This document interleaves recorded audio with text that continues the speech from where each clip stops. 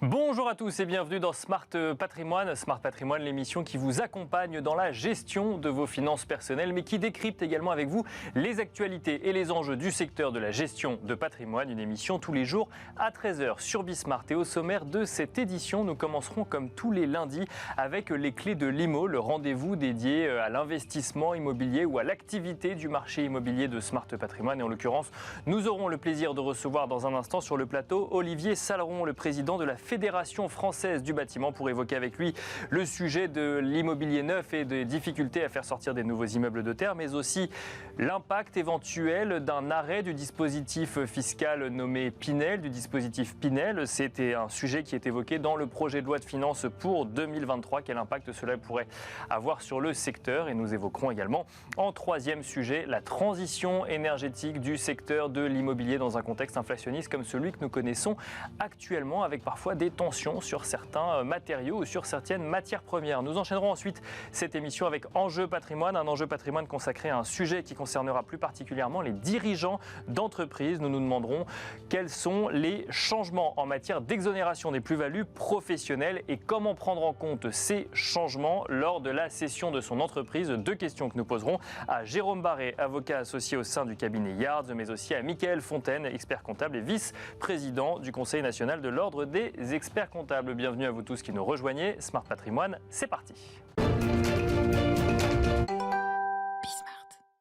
Et nous commençons comme tous les lundis avec les clés de l'IMO, le rendez-vous dédié à l'investissement immobilier ou à l'activité du marché immobilier dans Smart Patrimoine. Et nous avons le plaisir de recevoir sur le plateau Olivier Saleron, président de la Fédération française du bâtiment. Bonjour Olivier Saleron. Bonjour. Bienvenue sur le plateau de Smart Patrimoine. Beaucoup de sujets à traiter ensemble. L'immobilier neuf qui peine à sortir de nouveaux immeubles de terre, l'arrêt du Pinel qui est évoqué pour la loi de finances pour 2023, la transition énergétique du secteur de l'immobilier et encore, je ne cite pas, mais peut-être que ce sera dans vos réponses, les sujets de financement ou de coût du financement qui peuvent intervenir sur le secteur de l'immobilier. Je voudrais commencer avec vous sur l'immobilier neuf. On a l'impression que ça fait plusieurs mois, voire on peut peut-être même commencer à compter en années, qu'on entend des professionnels du secteur nous dire qu'il y a un vrai sujet en matière de vente d'immobilier neuf, mais qui n'est pas un sujet de demande, qui est un sujet d'offre, puisqu'on n'arrive plus à faire sortir des immeubles de terre, ou on n'arrive plus en tout cas à construire autant qu'avant. Comment est-ce que vous voyez ça au sein de la Fédération française du bâtiment? Oui, alors c'est d'abord un problème de foncier, cette fameuse sobriété foncière qui a déjà été prônée, pas depuis le Covid et pas depuis la loi climat-résilience, mais bien avant, déjà depuis 2018, où construire, c'était pas forcément bien. Et donc, le Premier ministre de l'époque, ça fait 3 des gouvernements, commençait à parler à ses préfets et aussi aux élus locaux que la sobriété foncière, il fallait l'appliquer peut-être plus qu'elle n'était dans les textes de loi. D'accord. Donc, quelque part, les permis de construire ont commencé à freiner. Et donc, c'était pas au niveau des maires ou des mairies, non, ça commençait au niveau du gouvernement. Ça a commencé par une instruction, et puis bon, le vieil adage maire bâtisseur, maire battu, on le connaît. Derrière, il y a eu le Covid. Le Covid, le problème, c'est que, évidemment, toutes nos administrations n'étaient pas outillées informatiquement, donc les permis de construire ont été quasiment inexistants pendant 4 mois. Juste l'année d'après, 7 ou 8 mois après, la loi climat et résilience, et donc on se retrouve avec construire c'est mal, donner des permis de construire c'est mal. L'alternance sur certaines communes et EPCI françaises a fait le reste, avec des élus qui étaient plutôt d'une tendance écologiste, mais plutôt extrême. Donc on a bloqué des quartiers entiers, on n'en a pas développé d'autres, et puis on a dit, aujourd'hui, la zéro artificialisation nette des sols, on va l'appliquer, mais d'une façon extrême. Je vous rappelle, la fameuse ZAN, c'est très difficile à dire, c'est construire 2 fois moins dans les 10 prochaines années que l'on a construit dans les 10 dernières années. Ça nous va très bien. 50%, c'est parfait. On trouve des friches, on est beaucoup plus malin, on rénove beaucoup aussi les logements. Oui, c'est ça, c'est qu'on construit plus, on artificialise plus les sols, mais on rénove l'existant. Oui, alors ça ne suffit pas, parce qu'il y a une pression démographique, il y a pratiquement 4 millions de nos concitoyens qui attendent un logement, pas que social, un logement. Ça veut dire qu'il y a des nouvelles méthodes de vie sociale, des familles monoparentales, donc des gens qui veulent peut-être des appartements ou des maisons différentes. Donc, le collectif neuf, un gros coup de frein depuis 2020, moins 35% de permis de construire, 2021 pas mieux, 2022 une stabilisation mais vraiment dans le bas du bas, ce qui veut dire que nous, en 2023, 2024, 2025, la construction neuve va en pâtir largement. Dans le privé, mais aussi dans le logement social, malheureusement.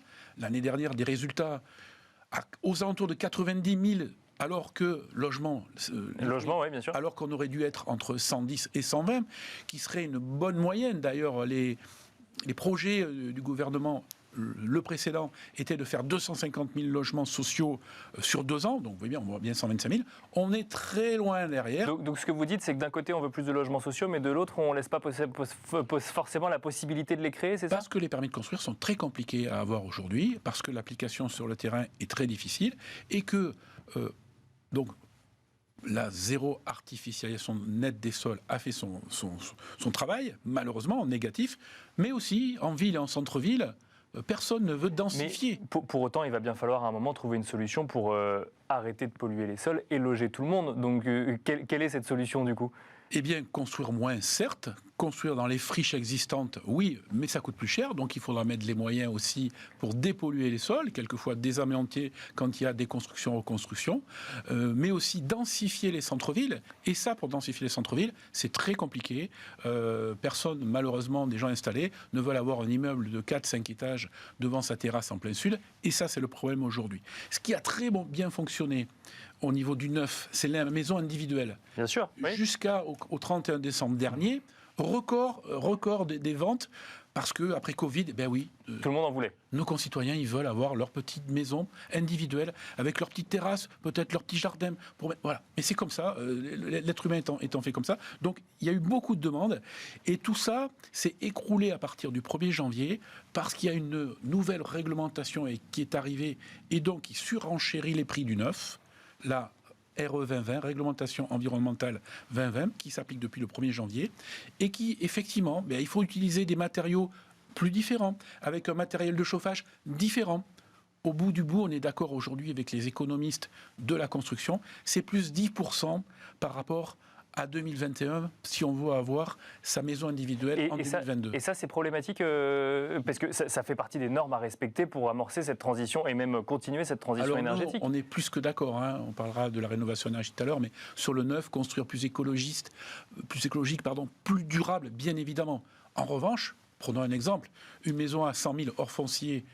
Mais aujourd'hui, si elle coûte 110 000, je suis désolé, mais il y a beaucoup de nos concitoyens modestes, très modestes, et même français moyens, qui ne peuvent plus accéder au crédit parce que les banques, à cause du Haut Commissariat à la finance, a serré les boulons, évidemment. Et donc là, vous parlez effectivement des normes HCSF et du fait qu'on ne peut pas monter à plus de 35% de taux d'endettement, bien sûr. Et pas rembourser le prêt à plus de 25 ans, donc voilà. Et donc, aujourd'hui, on est à moins d'un dossier sur 2 qui est accepté par les banquiers. D'où, oui, un mouvement social mécontentement. Je veux dire, si on bride l'accession à la propriété de nos concitoyens, de la population, oui, ça va faire du mal socialement. Alors, rapidement, parce qu'effectivement, il faut qu'on parle du sujet de la transition énergétique du secteur de l'immobilier, mais alors, dans le projet de loi de finances pour 2023, il est évoqué l'idée par plusieurs députés d'arrêter le dispositif Pinel. Dispositif Pinel, on rappelle que c'est une niche fiscale qui permet de financer de l'immobilier neuf, à condition, dans certaines zones, de le mettre ensuite en location, et ça permet de créer des logements. Il est remis en cause parce que, je cite les raisons, déjà, on considère que ça ne remplit pas son objectif puisque ça ne fait pas baisser les loyers dans les zones concernées, et l'inspection générale des finances constate également que c'est très souvent un mauvais placement. Je ne rentre pas dans le détail, chacun pourra regarder, mais c'est très souvent un mauvais placement. Est-ce que c'est une bonne chose d'arrêter le dispositif Pinel ? Déjà un mauvais placement, le placement dans la pierre ou dans le bois, puisqu'on parle biosourcé, c'est jamais un mauvais placement, on le voit bien depuis quelques années, ça c'est la première chose. Ces attaques régulières contre les avantages fiscaux et pas les niches fiscales de nos concitoyens qui veulent acheter un petit bien pour pouvoir le louer aussi à des familles classiques et surtout modestes, parce que oui, les loyers sont aussi surveillés et encadrés, donc ça, il faut le dire aussi. Tous nos concitoyens ne peuvent pas avoir accès au logement social. 4,5 millions de nos concitoyens attendent des logements sociaux, donc il faut bien les loger ailleurs. Ils sont logés effectivement souvent dans des dispositifs comme le Pinel ou les autres noms de ministres qui ont eu lieu depuis maintenant une vingtaine d'années. C'est des attaques régulières. Oui, on va peut-être gagner quelques centaines de millions sur le budget ou quelques milliards, mais je vous le rappelle, l'investissement, si on peut le dire, sur les avantages fiscaux de nos concitoyens, qui peut être estimé à 40 milliards d'euros pour le logement, il en rapporte au bout du bout, et ça, tous les économistes sont d'accord, entre 75 et 80 milliards d'euros par an. Donc, à qui ? À l'État ? à l'État, D'accord. bien évidemment. Donc le delta, il est à plus 40 milliards d'euros pour l'État. On n'en parle pas trop. Et puis c'est vrai que tous les ans, à CPLF, et effectivement, on veut toujours faire de l'instabilité sur tout ce qui peut exister contre avantages fiscaux, et on va gratter par-ci, par-là. Ce qui d'ailleurs déstabilise complètement les investisseurs et qui rend toujours à la baisse le nombre de logements en France. Parce qu'on investit moins. Je vous le dis, exactement, si le Pinel est raboté d'un an, comme certains parlementaires qui veulent peut-être se faire connaître ou se faire un nom, ça il faut le dire aussi. C'est ça, il devrait aller jusqu'à fin 2024, il irait jusqu'à fin 2023. Je vous le dis exactement, un an de non-Pinel, c'est 60 000 logements de moins construits dans les 2 prochaines années. Ce qui veut dire que 60 000 de moins sur les 500 000 qu'on devrait faire chaque année, encore moins. C'est-à-dire qu'on est vraiment dans une crise du logement neuf gravissime. On continue avec les bonnes nouvelles, Olivier Saleron. Transition énergétique du secteur de l'immobilier, notamment avec en ligne de mire les passoires thermiques. On est dans un contexte inflationniste où d'un côté on a des prix qui augmentent, de l'autre on a des tensions sur certaines matières premières. Est-ce que la transition énergétique telle qu'elle est conçue aujourd'hui est tenable selon vous? Est-ce que le secteur de l'immobilier, le secteur du bâtiment pourra répondre présent? Alors le secteur du bâtiment aujourd'hui, la rénovation, dont la rénovation thermique, a pris le pas, c'est-à-dire que entre 55% et 60% de nos chiffres d'affaires, c'est la rénovation et pas le neuf. D'accord. Vous voyez, c'est quelque chose qui change aussi. La rénovation thermique des logements, c'est une chance pour la planète, pour nos concitoyens, de dépenser moins d'énergie quand on voit le prix de l'énergie aujourd'hui et demain. C'est un très bon investissement. Oui, on a des problèmes aussi de prix des matériaux. Ça fait 1 an et demi qu'on le signale. Le condamné, ce serait être un peu... voilà, pas connaisseur économiquement, c'est oui, bien sûr. mondial. Oui, c'est de la faute de personne. C'est la faute de tout le monde et de personne. C'est la faute du Covid, c'est la faute après de la guerre en Ukraine, la pénurie de matériaux, les délais à rallonge des matériaux, de l'acier, du bois, de l'aluminium, de la tuile aujourd'hui. Vous imaginez? Est-ce qu'on aurait pu penser ça il y a quelques années? La tuile, des chaînes de production qui sont plus fournies parce que ça coûte trop cher à produire. La Bien tuile, sûr, oui. un matériau énergo-dépendant, comme la brique, comme le carrelage, et aujourd'hui, on manque de matériaux. Donc, mécaniquement, l'offre et la demande, c'est vrai qu'on a du travail actuellement. On a des carnets de commandes qui sont bons. Je pense que sur la planète, c'est à peu près pareil. Le bâtiment, en général, fonctionne plutôt très bien. C'est un refuge aussi, il faut le dire, donc tant mieux. Donc oui, il y a des tensions sur les prix parce qu'il y a beaucoup de demandes. Quelque part, est-ce que ça peut freiner? Oui, ça peut freiner. Parce que les aides, pareil, de l'État à nos concitoyens, MaPrimeRénov', les C2E, quelques aides aussi départementales, régionales, etc., pour l'instant, elles sont stables, même ça progresse un petit peu. Légèrement, effectivement, mais donc, ça reste stable. Oui. Donc je dis plutôt bien. Plutôt très bien, continuons. Parce que ça, c'est ça qui fait vivre nos artisans et nos petites entreprises sur tous les territoires, et pas que dans les métropoles. N'oubliez pas que la FEB est présente partout dans les 100 départements, dont les Outre-mer, et là, il faut du travail. Eh ben, on finira là-dessus. Merci beaucoup, Olivier Saleron. Je rappelle que vous êtes président de la Fédération française du bâtiment. Merci d'être venu sur le plateau de Smart Patrimoine. Merci à vous également de nous avoir suivis. On se retrouve tout de suite dans Enjeu Patrimoine. Et nous enchaînons à présent avec Enjeu Patrimoine, un enjeu patrimoine articulé autour de 2 questions. Quels sont les changements en matière d'exonération des plus-values professionnelles et comment prendre en compte cette évolution de la fiscalité lors de la cession de son entreprise? 2 questions que nous allons poser à nos 2 invités aujourd'hui dans Smart Patrimoine. Nous avons tout d'abord le plaisir de recevoir sur le plateau Michael Fontaine. Bonjour Michael Fontaine. Bonjour Nicolas. Bienvenue sur le plateau de Smart Patrimoine. Vous êtes expert comptable, mais vous êtes également vice-président du Conseil national de l'Ordre des experts comptable. Bienvenue sur le plateau de Smart Patrimoine. Nous avons également le plaisir de recevoir Jérôme Barré. Bonjour Jérôme Barré. Bonjour. Bienvenue également. Vous êtes avocat associé au sein du cabinet Yards. Je me retourne vers vous, Jérôme Barré. On va faire un peu de pédagogie, j'ai envie de dire de mise en contexte avant d'évoquer les évolutions fiscales de ce dont on va parler. Quand on parle d'exonération des plus-values professionnelles, quand on parle notamment de cession d'entreprise, concrètement, on parle de quoi? On parle à qui? On parle au dirigeant d'entreprise, à l'entrepreneur, à l'actionnaire majoritaire? On parle surtout de la petite, voire de la très petite entreprise qui a une valeur locale, qui rentre dans le tissu social, qui a une valeur en tant que telle. Elle a permis à une famille, à des enfants d'aller poursuivre des études. C'est donc un maillage extrêmement important dans le tissu social.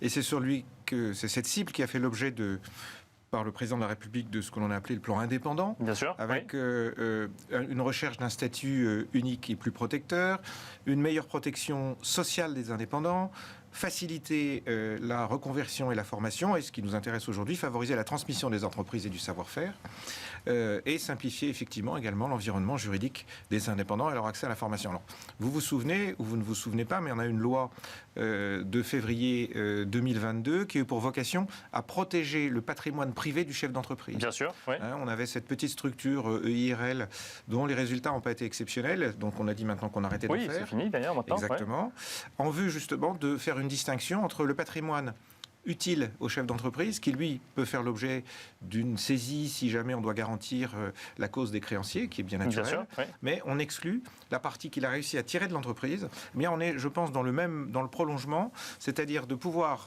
permettre à ces chefs d'entreprise qui sont très valeureux, et en fait, on parle des startups, mais les startups, elles commencent vraiment souvent tout petit, et puis parfois ça marche très bien, et puis parfois c'est l'évolution du marché. Exactement. Et donc cette PME, on a cherché à voir comment on pouvait essayer de maintenir cet outil, et on sait très bien que l'artisan qui vend, notamment en province, et pas qu'en province, parfois il ne vend pas. Il ne vend pas parce que c'est cher, parce que c'est compliqué, et parce que finalement il s'y est pas intéressé. Donc le sujet, c'est un sujet de transmission, c'est favoriser la transmission, favoriser le fait qu'un dirigeant d'entreprise cherche un repreneur, c'est ça ? Exactement. D'accord. Exactement. Et on le fait à partir de l'entrepreneur lui-même qui y est intéressé, en limitant la taxation, pas les charges sociales, mais la taxation qu'il pourrait avoir à supporter dans le cadre de la vente de sa PME. Et pourquoi ? Parce que si jamais la taxation était trop importante, ça n'inciterait pas l'entrepreneur à vendre son entreprise ? Ça n'inciterait pas. Et puis il faut penser aussi que le chef d'entreprise, souvent, c'est pas qu'il est mal conseillé, ou il s'est parfois lui-même moins bien conseillé, il n'a pas le système salarial complet qu'on a dans les grandes entreprises, et il faut qu'il pense à sa retraite. Et là, il a un pécule qui lui permet d'envisager sa retraite. D'accord. Alors on va revenir dessus, mais Michael Fontaine, j'ai une question quand même. Quand on parle d'exonération, ça tout le monde sait ce que c'est, mais de plus-value professionnelle quand on vend son entreprise. Quand on l'a créée, son entreprise, elle valait 0. Quand on la vend, mettons qu'elle vaille 100 000 euros ou 1 million d'euros, ça veut dire qu'on fait 100 000 ou 1 million d'euros de plus-value ? Alors potentiellement oui, de plus-value qui vont être imposables. D'accord. Il y a l'imposition des plus-values avec des systèmes d'exonération sur lesquels on va revenir tout à l'heure en fonction de la taille de l'entreprise et de la manière dont c'était vendu, mais également des prélèvements sociaux. D'accord. Donc quand on parle de plus-value taxable, il y a l'aspect plus-value au niveau de l'IR qui va être taxé sous le régime progressif ou à la flat tax éventuellement. Mais donc ce qui est considéré comme plus-value, c'est la valeur de cession de l'entreprise. Moins. Alors si vous l'avez créé, ça va être le prix que vous avez mis au capital au début. D'accord. Si vous l'avez acquise, ce sera le prix d'acquisition. Et on calcule la plus-value par rapport à l'écart. Et on ne peut pas déduire, je ne sais pas, moi, des charges ou autres de cette plus-value. Non, ça rentre dans l'entreprise, c'est pris en compte entre la négociation entre le cédant et l'acheteur, et c'est vraiment c'est le prix de vente. Ouais. Alors il est vrai que... Jérôme Barré, oui, peut-être. Pardon. Il est vrai que si on démarre de rien, ça sera le coût peut-être du stylo. D'accord. Comme on n'est pas propriétaire de la location, il se peut que le prix de cession soit très peu différent du prix d'investissement de départ. C'est vrai. D'accord, ça peut arriver. C'est pas dans tous les cas, mais c'est possible, oui.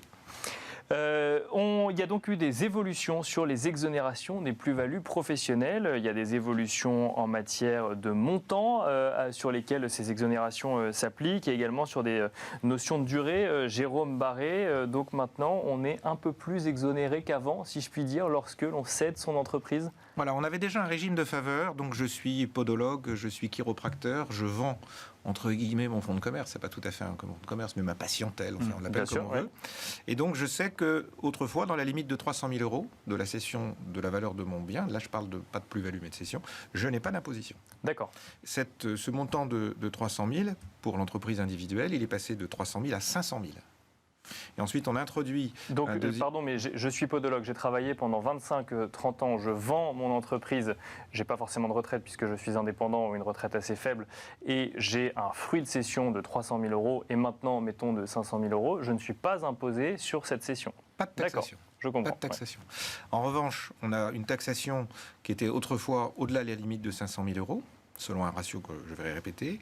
Maintenant, on est passé de 500 000 à 1 million d'euros. Ce ratio, en fait, c'est le calcul entre le prix de cession, enfin, on prend ce million, on retire le montant des actifs cédés sur 500 000 euros, ça nous donne un coefficient, et ce coefficient, on l'applique à la plus-value. Alors, la plus-value, vous l'évoquez tout à l'heure, c'est soit une grande partie du prix parce qu'il y a peu d'investissement de départ et c'est surtout le podologue il a des actifs et il y a des actifs qui sont du capital. Bien sûr. Ceux-là vont rentrer dans le prix d'acquisition, par exemple, je ne sais pas, un rachat justement de la patientèle. En revanche, tout le matériel qu'il aura eu, je parle sous le regard avisé d'un expert comptable. Au choix, Michael Fontaine. Mais les amortissements, les frais, eux, ne rentreront pas dans ce schéma-là. Donc c'est quand même relativement intéressant parce qu'en élargissant, d'abord on tient compte du fait que les prix, on essaie que les prix augmentent, pas uniquement dans l'inflation, mais sur le prix de cession des opérations de ce type, et justement d'inciter à donner une valeur à son fonds, ce qui n'est pas toujours fait. Alors je reprécise, donc il y a une exonération totale qui est passée de la limite de 300 000 euros à 500 000 euros. Et quand vous nous parlez d'une limite de 500 000 euros qui passe à 1 million d'euros, c'est une exonération partielle de fiscalité. C'est exactement. Ça. D'où le calcul du coefficient. Voilà. C'est-à-dire jusqu'à 500 000 euros, zéro taxation. Au-delà de 500 000 euros, je vais rentrer dans la taxation. Petite question pour qu'on comprenne bien, peut-être à vous, Michael Fontaine, puisque vous vouliez réagir. Si demain je vends mon entreprise 800 000 euros, ça veut dire que je suis exonéré jusqu'à 500 000 euros et ensuite j'ai une fiscalité sur les 300 000 euros restants, c'est ça ? Tout à fait progressif, mais sachant, alors je voulais revenir juste en amont, c'est-à-dire qu'effectivement, Jérôme l'a très bien dit, ces mesures, c'est pour les petites entreprises, les entrepreneurs. Et on considère, au niveau de l'ordre national, qu'il faut aller plus loin et on a fait des propositions 5 octobre dernier, dans le cadre du projet de PLF 2023, pour aller plus loin dans ces dispositifs. C'est pas suffisant pour les inciter à vendre leur entreprise aujourd'hui ? Un exemple concret. Jérôme parlait d'une patientèle qui était transmise. Une patientèle, on n'est pas sur une activité industrielle ou commerciale, c'est un fonds de patientèle, c'est des clients. Bien sûr. On l'a 400 000, on est dans le seuil des 500 000, très bien. À côté, vous avez un artisan qui a du stock, qui va vendre son activité également et qui va faire la même plus-value, 400 000.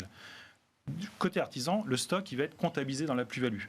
Et donc, on a une distorsion de traitement entre la personne qui aura vendu un fonds de patientèle sans stock et l'artisan qui va vendre avec du stock, puisque le stock va rentrer dans le calcul de la plus-value.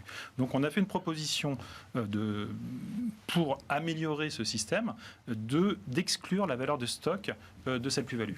Pour uniformiser finalement entre l'activité de service et l'activité industrielle, c'est ça ? Exactement, Nicolas. Mais Jérôme voulait intervenir également. Cette proposition fonctionne puisqu'elle a été adoptée hier par un amendement qui est le 1.3467 ou 1.34 qui propose donc d'exclure les stocks actifs circulants pour la détermination des seuils d'exonération de l'article 238 quinquies du CGI. Donc c'est devenu une réalité, c'est ça. C'était une des propositions de l'ordre des experts comptables et ça devient une réalité. Ça devient une réalité. Merci Jérôme pour cette lecture avisée des textes. Je rappelle pour ceux qui nous écouteraient en replay que donc on tourne cette émission au moment où il y a un certain nombre de discussions autour de la loi de finances de 2023. Il y a d'autres évolutions donc en termes d'exonération des plus-values professionnelles. Là, Jérôme Barré, on va plus parler de retraite. Effectivement, quand on vend pour prendre sa retraite, il y a des délais également qui ont été allongés. Le principe qui existe depuis de très nombreuses années, qui est un principe délicat, je ne reviendrai pas sur tous les éléments de principe parce que c'est fin et délicat, mais il nous disait que dès lors que je me mettais dans le processus de vendre concomitamment à mon départ à la retraite, on me laissait un délai de 24 mois pour accomplir mes opérations. D'accord. Et si je vendais après, ça veut dire que je n'avais pas cette exonération ? Exactement. D'accord. Alors, c'est donc le moment où on prend sa retraite, on peut le décider. Bien sûr. Mais la difficulté du chef d'entreprise, c'est qu'il doit remettre son entreprise au propre ou plus au propre pour que la mariée soit belle. Il faut qu'il envisage son départ à la retraite et donc qu'il fasse les démarches pour obtenir sa retraite. Il faut qu'il trouve un repreneur. Et qu'il trouve un repreneur. Donc 24 mois, c'est peut-être pas assez long parce que justement, on a un forestier dirait un dépérissement, on a une difficulté justement à pousser ces cessions de valeur et qui sont importantes parce qu'on a des petits artisans qui ont leurs outils par exemple, ce genre de choses. C'est indispensable. Une fois qu'on aura perdu ça, celui qui repart et qui recrée, il va repartir de zéro. On a des savoir-faire. C'est aussi l'idée de maintenir ça. Et donc, si en plus, on sait qu'on a un frottement, c'est-à-dire un travail concomitant qui peut permettre à quelqu'un de dire « Moi, je rachète, mais j'aimerais que tu m'aides parce que d'abord, il faut que tu me présentes tes clients. » Parce que c'est ça. C'est qu'en fait, 24 mois, c'est très court pour faire une passation. C'est-à-dire qu'en fait, il faut effectivement avoir fait tout ce que vous avez dit et en plus, potentiellement, former ou faire la passation. D'accord. Là, on est dans la vie des petites entreprises de terrain où il n'y a pas de structure. Donc, qui repose essentiellement sur le dirigeant, globalement. Ou en tout cas sur... Oui. Et on sait bien que, je m'entendais bien avec Marcel, là, son repreneur... alors, si Marcel valide le repreneur, s'il a un peu plus de temps... 36 mois, et en fait, ça signifiait rien. Alors, que ce soit 10 ans... Donc c'est passé de 24 mois à 36 mois, c'est Oui, ça? c'est D'accord. ça. Donc on a accordé un an supplémentaire. Michael Fontaine, ça n'est pas assez selon l'ordre des experts comptables. C'est pas assez, on peut faire mieux. Et ce qu'on a proposé, effectivement, dans le cas classique, vous avez monsieur qui détient 50%, madame 50%, et dans le texte actuel... Alors même Les deux partent à la retraite. Les deux partent à la retraite, mais seul monsieur est gérant. Et l'exonération pour départ à la retraite, dans les délais bientôt de 36 mois, maintenant de 36 mois, ne concernera que monsieur et pas madame. D'accord. Et donc, ce qu'on a souhaité proposer, c'est que ce dispositif concerne monsieur, enfin les conjoints, et éventuellement la famille. Et qu'est-ce que ça change que ça concerne monsieur et pas madame? Les deux bénéficient de l'exonération. D'accord, parce que, donc, bien sûr, je comprends. Bien sûr, oui. Voilà. Et donc ça, c'est pour coller à la vraie vie aussi de terrain. Et je sens que Jérôme Barré veut intervenir. Peut-être que vous avez une bonne nouvelle à nous annoncer. Alors, il y a une bonne nouvelle, mais je vais l'annoncer juste après. Je garde le meilleur pour la fin. Mais on a bien deux sujets. On a l'entreprise individuelle, départ à la retraite, exonération totale. D'accord. Société, départ à la retraite, exonération de 500 000 euros. Donc si, ce que disait Michael, ne portait que sur la tête du dirigeant, du gérant, 500 000 euros, alors que là, et l'amendement est passé, c'est le 574, qui propose donc d'étendre à nouveau l'abattement fixe de 500 000 pour la plus-value réalisée par le conjoint, les membres de la famille du dirigeant, et les cofondateurs de la société qui cèdent en même temps. Là encore, c'est se mettre dans un schéma où moi je vais céder mon entreprise, la femme qui peut être divorcée, ou le conjoint, alors le conjoint normalement n'est pas divorcé, mais il n'y a pas forcément de mariage.